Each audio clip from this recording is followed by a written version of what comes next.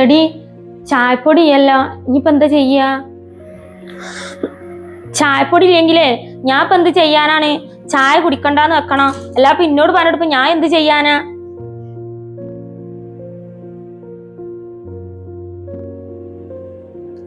മിറ്റൊക്കെ കണ്ടേ 4 പുറം ചീഞ്ഞളിഞ്ഞ് കെടുക്കാണ്. എന്തോ ഒരു ചമ്മലേന്നറിയ മിറ്റത്തൊക്കെ ഈ കാറ്റടിച്ചിട്ടേ. ഇനി മഴ തോർന്നല്ലാതെ നേരാക്കാൻ പറ്റുമോ തോന്നണില്ല. ഇൻ്റാളെന്താ ചായപ്പൊടി കൈ പിടിച്ച് നിക്കണ്? എന്താ ഓള് ചാടി കളിച്ചു പോയിന്ന്? അതുമ്മ ചായപ്പൊടി ഇല്ല, ചായപ്പൊടി കഴിഞ്ഞിക്കണ്. ഞാനാണെങ്കിൽ ചായക്ക് വെള്ളം വെച്ചും ചെയ്ത്. എൻ്റെ കയ്യിലാണെങ്കിൽ 5ൻ്റെ പൈസ ഇല്ല. അവനാണെങ്കിലോ വീട്ടിൽ ഇപ്പൊ വല്ലാത്ത സാധനങ്ങളൊന്നും കൊണ്ടല്ലോ ഇല്ല. അതൊന്നും ഇപ്പൊ എൻ്റെ ആള് കാര്യാക്കണ്ട. ഇമ്മയും കുറെ ദിവസമായി പലതും കാണണം കേൾക്കണം.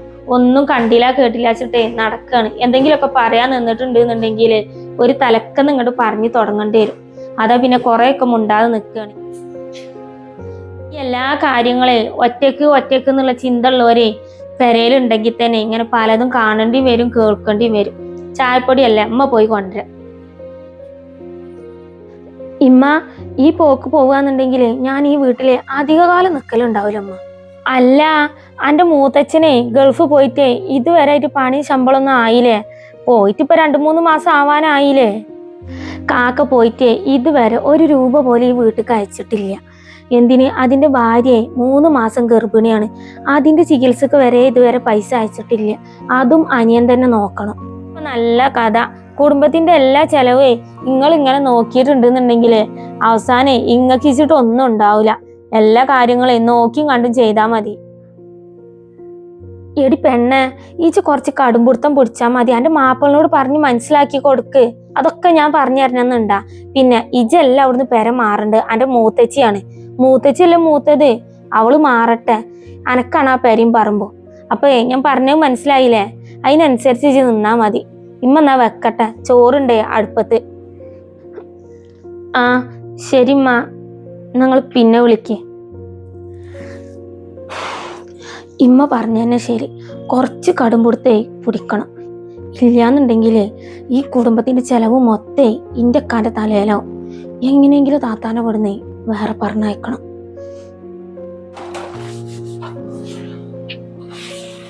ഈ മൈദ ഇവിടെ ഇങ്ങനെ ഇരുന്നാണ്ട് വല്ല കുറിഞ്ചാത്തനോ വല്ല എറുമ്പോ വന്ന് കേടരും. ഇതിന്റെ കുപ്പി അവിടെ അല്ല കുഞ്ഞോളെ. കുഞ്ഞോ വിളിച്ചീന്നോ? വിസിറ്റിങ്ങിന് പോയേ. വിസന്റെ കാലാവധി ഇപ്പൊ തീരാറായില്ലേ? 2 മാസം കൂടെ കഴിയാനായല്ലോ. ഓനക്ക് പണി വല്ലതും ശരിയായിക്കണ? ആ അമ്മ, ഇന്നലെ മുതലേ ഒരു സൂപ്പർ മാർക്കറ്റില് കേറിയിക്കണ്. അത്യാവശ്യം ശമ്പളമൊക്കെ ഉണ്ട് എന്നാണ് ഒക്കെ പറഞ്ഞത്. ആ, ഇത്രയും കാലം എൻ്റെ കുട്ടിയെ നീ പെരൻ്റെ ഉള്ളിൽ ചെലവ് നോക്കിയത്. അന്ന് മുതൽ ഇന്ന് വരെ ഒരു പരാതി ഞാൻ കേട്ടിട്ടില്ല. പക്ഷെ ഈ 2 മാസം കണ്ട് ഇനി കേൾക്കാത്ത പരാതികളില്ല.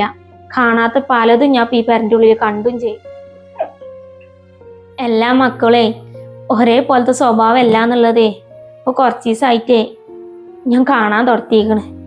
ഇതുവരെ ഉണ്ടായിരുന്ന സ്വഭാവങ്ങളും ഒക്കെ മാറി തുടങ്ങി. പല മാറ്റങ്ങളും വന്നു തുടങ്ങുകയും ചെയ്ത്. ഒക്കെ ശരിയാവുമ്മ. ഇക്കാക്കെ ശമ്പളം കിട്ടി തുടങ്ങിയിട്ടുണ്ടെങ്കിലേ പിന്നെ നമുക്ക് ഒന്നുകൂടെ പേടിക്കേണ്ട ആവശ്യമില്ല. നമ്മളിപ്പത്തെ ഈ ബുദ്ധിമുട്ടൊക്കെ മാറി കിട്ടും. ആ, ഇന്നല്ലെങ്കിൽ നാളെ ഒക്കെ ശരിയാവുമെന്ന് വിചാരിക്കണേ.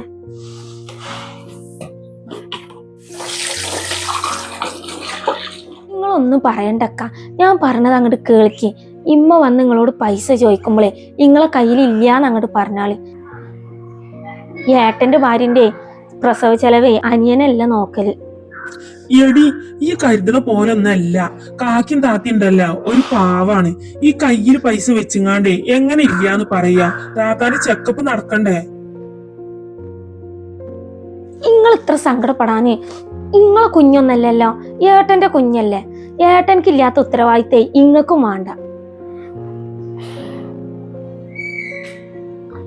നിങ്ങളെ ഏട്ടൻക്ക് ഇതുവരെ പണി ശരിയായിട്ടില്ല, ശമ്പളം കിട്ടിയിട്ടില്ല എന്ന് പറഞ്ഞതൊക്കെ ഉണ്ടല്ലോ, വെറുതെയാണ്. പൊള്ളു പറയാണ് അവര്.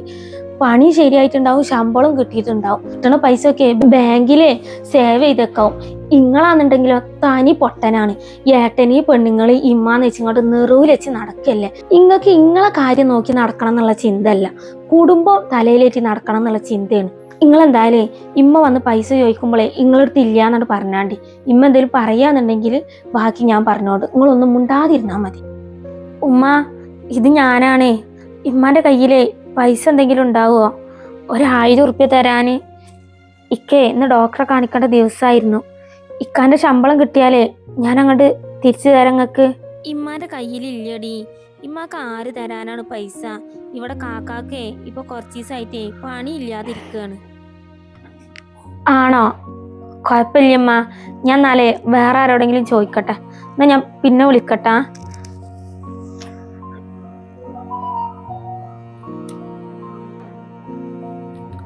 കുഞ്ഞോളെ മാറ്റി വെച്ച് പോവുക.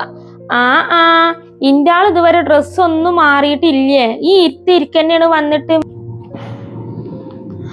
നോക്കേ, ആ ഡോക്ടറെ അടുത്ത് ആളായിട്ടുണ്ടെന്നുണ്ടെങ്കിൽ പിന്നെ അവിടെ ഇരുന്ന് ചടക്കും മനുഷ്യൻ. പിന്നെ കൊറേ നേരമാവും. ഒരു ടോക്കൺ വിളിച്ചു കഴിഞ്ഞിട്ടുണ്ടെങ്കിൽ 5 ടോക്കൺ കഴിഞ്ഞിട്ടേ പിന്നെ കയറാൻ പറ്റുള്ളൂ. ജയമേ നോക്കോളൂ, ഞാൻ ഓൻ്റെ അടുത്ത് പൈസ വാങ്ങട്ടെ പോയിട്ട്.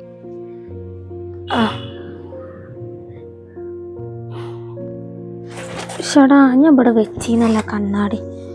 കിട്ടി. ഇക്കാ, നിങ്ങളിന്ന് നമ്മൾ പുറത്തൊക്കെ പോകുമ്പോഴേ ആ പച്ച കള്ളി ഷർട്ട് ഇട്ടാ മതി ട്ടോ. അത് നല്ല രസമാണ് നിങ്ങൾ ഇടുമ്പങ്ങളെ കാണാൻ. മോനെ, ഇമ്മ ചോദിച്ച പൈസ കാട്ടടാ. നേരം കൊറേ ആയി, ഞാൻ എത്താനായിട്ട് പോട്ടെ. ഇമ്മ, ഞങ്ങളോട് ഈ കാര്യം വന്ന് പറയാൻ നിൽക്കുന്നതാ. ഇക്കപ്പ എന്നോട് പറഞ്ഞിട്ട് ഒളിച്ച് ചെന്ന് പറയുന്നുള്ളത്. ഇക്കാന്റെ കയ്യിൽ പൈസ ഇല്ല. ഉണ്ടായിന്ന് പൈസേ ഇക്കാന്റെ വണ്ടി കേടന്നപ്പോളേ അത് വർക്ക്ഷോപ്പിൽ ചെലവായി. എടാ, എനിക്കിന്ന് ഈ കാര്യം നേരത്തെ തന്നെ പറഞ്ഞുകൂടായിന്ന് എന്നോട്. ഇന്ന് ഇമ്മ വേറെ എവിടെയെങ്കിലും ഒക്കെ വാങ്ങൂലായിന്നെ. ഈ സമയം വെച്ചുകൊണ്ട് ഞാൻ എവിടക്ക പൈസ ഒക്കെ പോക്ക്? എന്റെ കയ്യിൽ പൈസ ഉണ്ട് ഉമ്മ, ഞാൻ തരാം. എന്റെ കയ്യിൽ ഇല്ല എന്നുള്ളത് ഇവള് വെറുതെ പറയാണ്. ഓ, അപ്പൊ മാപ്പാളുടെ കയ്യത്തെ പൈസ ചെലവാവുന്നുള്ളേ പേടിയാണില്ല എനിക്ക്? അതുമ്മ, പേടി തന്നെയാണ്. ഈ വീട്ടിലത്തെ എല്ലാ ചെലവേ ഞങ്ങൾ നോക്കാന്നുണ്ടെങ്കില് പിന്നെ ഞങ്ങൾക്ക് എന്താ ഉണ്ടാവല്? എന്നു മുതലാടാ ഇജി പെരന്റെ ഉള്ളിലത്തെ ചെലവ് നോക്കൽ തുടങ്ങിയത്? ഇതിന്റെ മുന്നേ ഇതിന്റെ ഉള്ളിലെ കൊറേ ചെലവുണ്ടായിരുന്നു. അതൊന്നും ആരും അറിഞ്ഞിട്ടില്ല. കൊറേ കാര്യങ്ങൾ ഈ പെരന്റെ ഉള്ളിൽ നടന്നിട്ടുണ്ട്. അങ്ങനെ കണക്ക് പറയാനാണെന്നുണ്ടെങ്കിൽ എന്റെ മൂത്ത മോൻക്ക് കൊറേ കണക്ക് പറയാണ്ടാവും.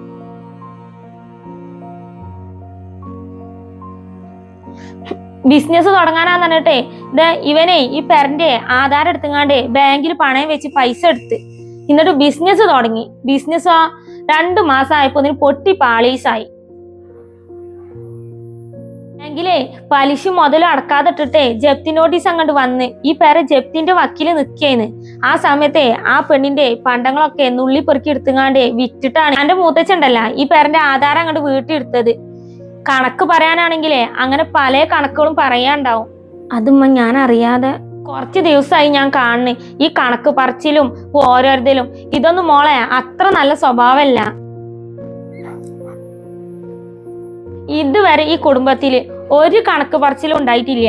അനിയന്റെ അടുത്ത് ഇല്ലാത്തപ്പോ ഏട്ടൻ സഹായിക്കും, ഏട്ടന്റെ അടുത്ത് ഇല്ലാത്തപ്പോഴാണെങ്കിൽ ആ അനിയനും സഹായിക്കും. എന്നാലും അങ്ങോട്ടും ഇങ്ങോട്ടും 2 ആൾക്കാരും ഒരു കണക്ക് പറഞ്ഞിട്ടില്ല. ഇത്രയും കാലായിട്ടേ എന്റെ മൂത്തച്ഛി ആണെങ്കിലും ഒരു കണക്കും പറയാൻ നിന്നിട്ടില്ല.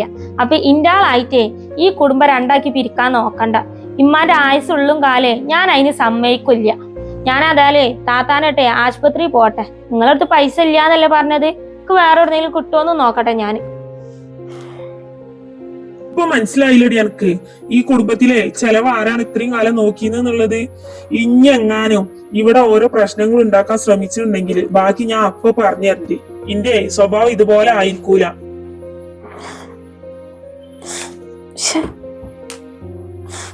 ആകെ നാണക്കേടായി.